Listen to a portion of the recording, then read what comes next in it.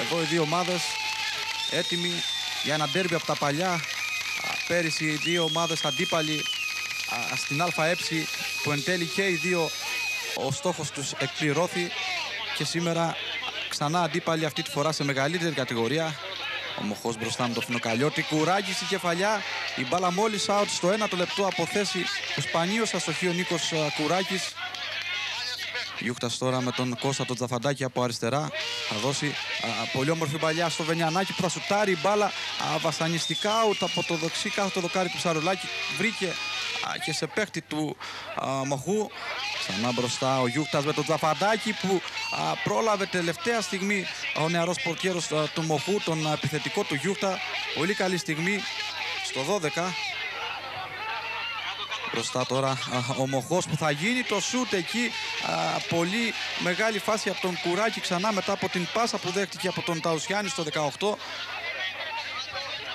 Ξανά με τον Τσαφαντάκη που έχει κάνει πολλά χιλιόμετρα. Ο Γιούχτας θα αφήσει την μπάλα. Πολύ όμορφα Ανδριανάκη στο σούτ και εκπληκτικά σε κόρνερ ο Νίκος ο Ψαρουλάκης που και σε αυτή την φάση έδειξε παρόν για την ομάδα του.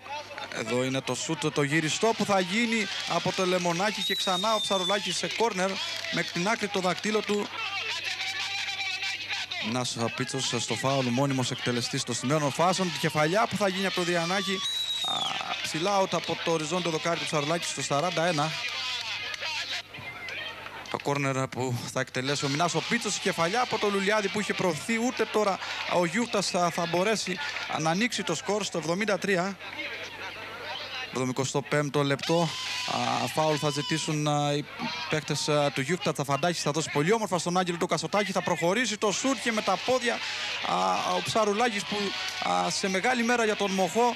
Εκπληκτικές επεμβάσεις από τον νεαρό πορτιέρο. Στην αντεπίθεση ο Μοχός με τον Κώστα τον Σφακιανάκη. Περνάει ο νεαρός σε μια ατομική προσπάθεια στον Φινοκαλιώτη πιο αριστερά.